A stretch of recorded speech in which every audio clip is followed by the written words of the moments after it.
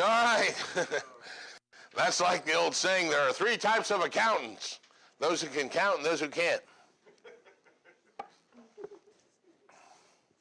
There are two types of people out there. Those that can infer knowledge based on text.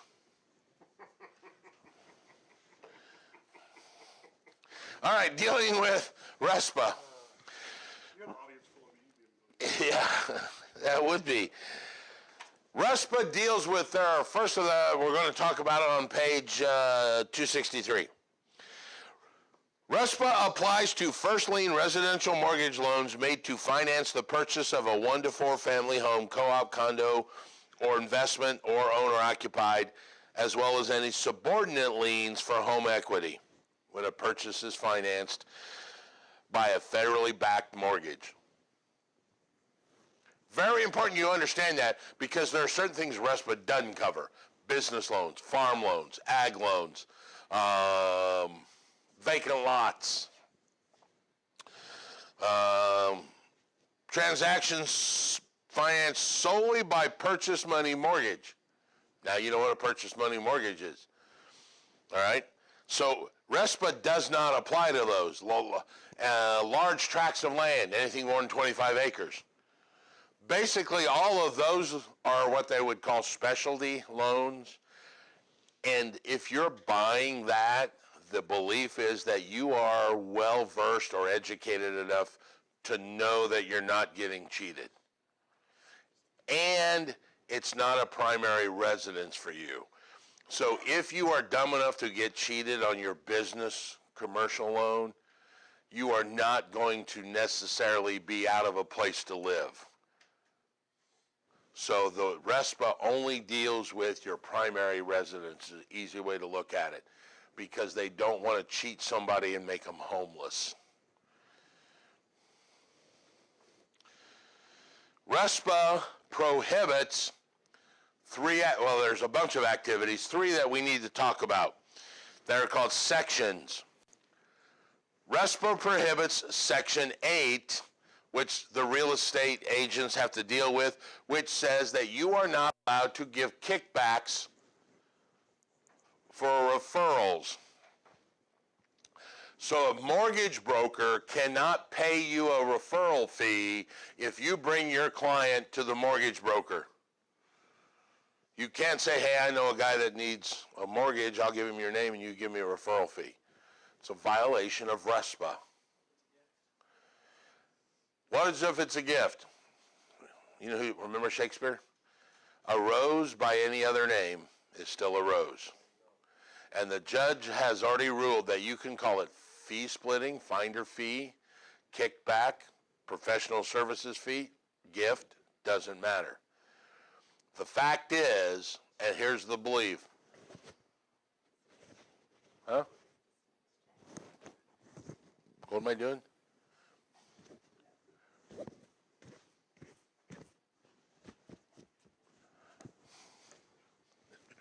Make me paranoid when somebody just stares at him.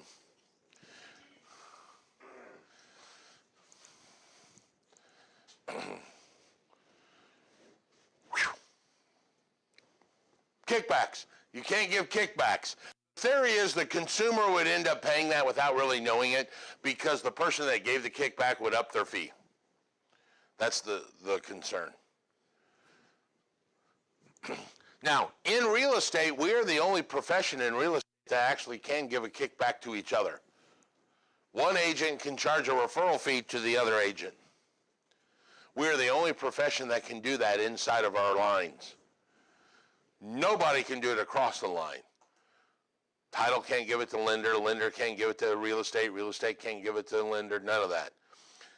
Inside of our lines, lender can't give it to lender. Now they can't get a referral fee, they can work on it together, but I can literally give John a referral fee and never touch the client at all and get paid. We're the only profession that can do that inside of our professional lines. Section 9 says the home seller, Section 9 prohibits the seller from requiring the buyer to purchase title insurance from a particular company. There's the section that I was telling about over here.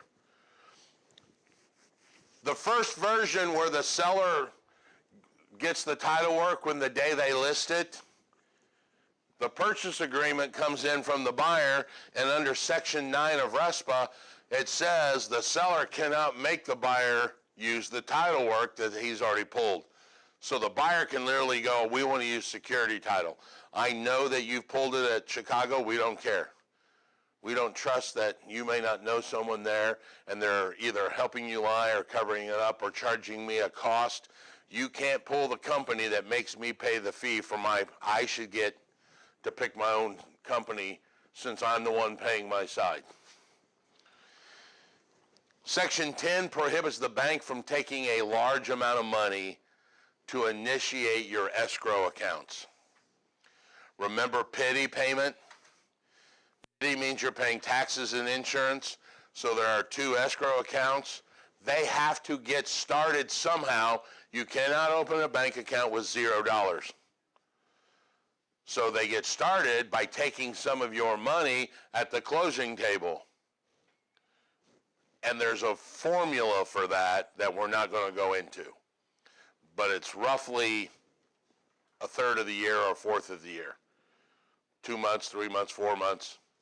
And they'll tell you, okay, we're starting your earnest money, misspoke. Starting your homeowner's insurance escrow account with $39 in it, and your real estate taxes with $289 in it. So that's what Respa has to deal with. There's some other things Respa likes. There's this thing called an arranged business, an affiliated business arrangement. They've changed the name on this. It used to be a controlled business agreement. It's an affiliated business arrangement. What an affiliated business arrangement is when one person has more than 10% ownership in two companies, and both of those companies are providing services for one client. Example, I own a brokerage. I also own a mortgage company. If that same client goes through our mortgage company because they were referred by one of my real estate brokers, we have to get that disclosed to the client, and they have to approve in writing so that I tell them, hey, I am making money off of you as a real estate agent, and I'm going to make money off of you as a mortgage broker. Are you okay with that? If you are, sign it. Those are called affiliated businesses because they are owned by, real big fancy term was interlocking directorates. I control both companies. They're not illegal unless they're not disclosed. And of course, like limited agent, that person has the right to say no too. No, I don't want to. Okay, well then we'll have to go to another mortgage broker or another real estate agent or something like that. There's some other Respa requirements. The mortgage servicing transfer statement. The mortgage servicing transfer statement has to do with who's going to service the loan. That's a big important thing. It's something that we haven't even, you can break the lender down into two other people. The lender's the guy that puts his hand in the money and pulls his pocket out, right? But he doesn't want to make the phone calls on Saturday morning to all the people that are behind, so he hires a company called a servicing agent that actually services his loans for him. He's just a money guy. That's what this servicing thing says. If the lender intends to sell or assign the right to service the loan to another loan servicer, have to be notified within 15 days, and there's all kinds of other rules. Now, the Mortgage Disclosure Improvement Act, or the MDIA, regulates the interest rate on your loan. If it changes from the day you got it to the day you close by more than like 0.1%, we have to start this whole process over, and everybody gets more time to recognize or to look at the closing statement and all that. That's why there's a problem. That's where this new whole problem, why it's become longer. There's a 3-day window for the lender to look at it.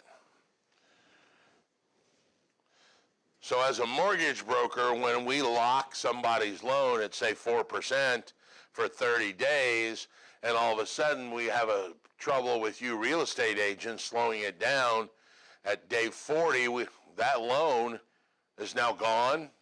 We have to get a new loan. If the rate has changed, we got to start all over again. It's become a real big issue, trust me. But if you know ahead of time that the closing's going to be delayed, you can reach out to them to try to extend that if possible. Yes, there are. Well, you can extend a rate lock. You can get a 45 or 60-day rate lock. You can do other things like that, yes.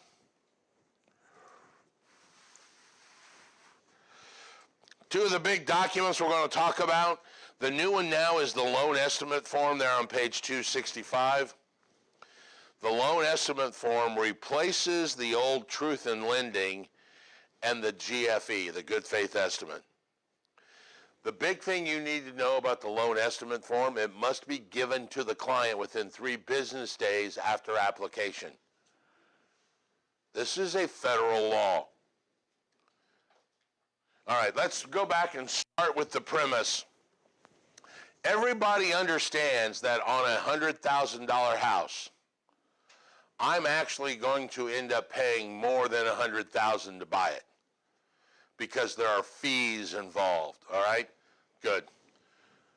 I remember one of the most heartbreaking things to me as a father was when one of the young children came up to me and wanted to, hey, I want to go buy a cheeseburger. I think we're at McDonald's. And he said it's 99 cents. And he came back and he said, Dad, why is it $1.04? He said, they lied to me.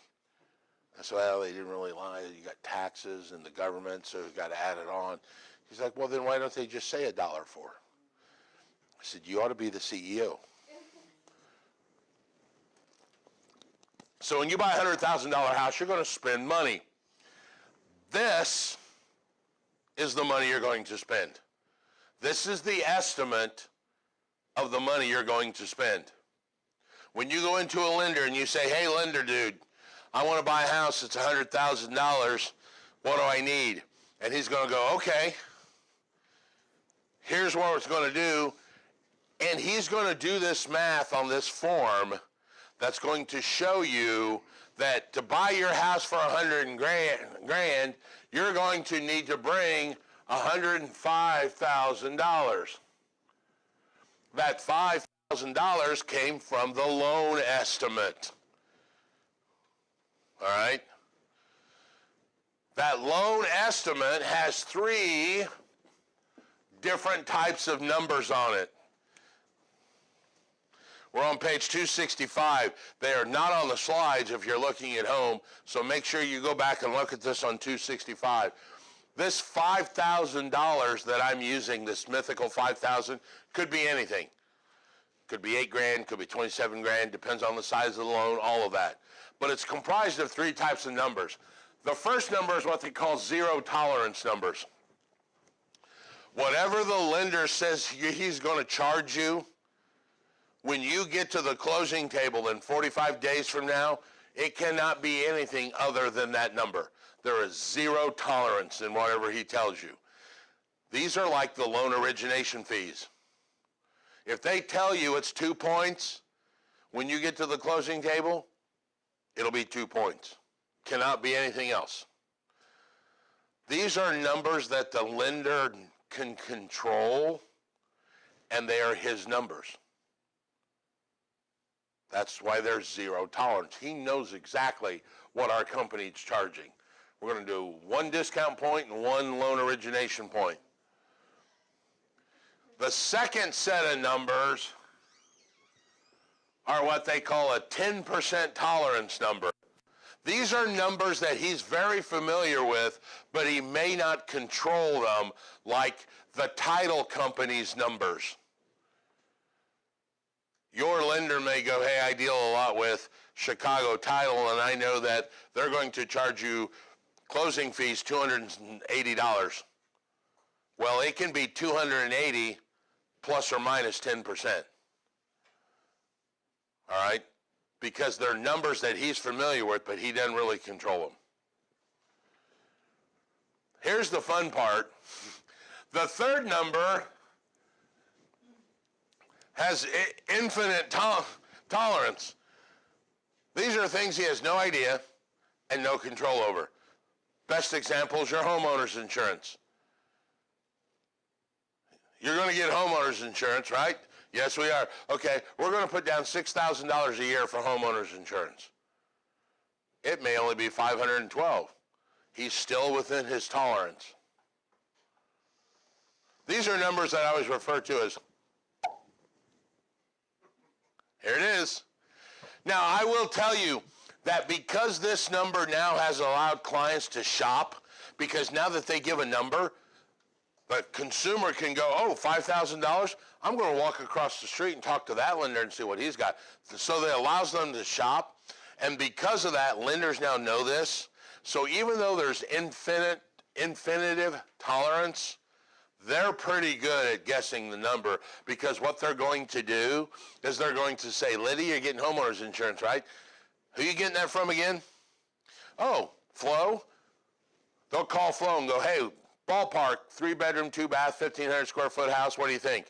It's about $600. Thank you, that's all I need. Boom, and they'll put 600 in there, so they're real close, because they don't want to guess way outside the tolerance, because that's going to make their fees look high, and the consumer's going to go somewhere else.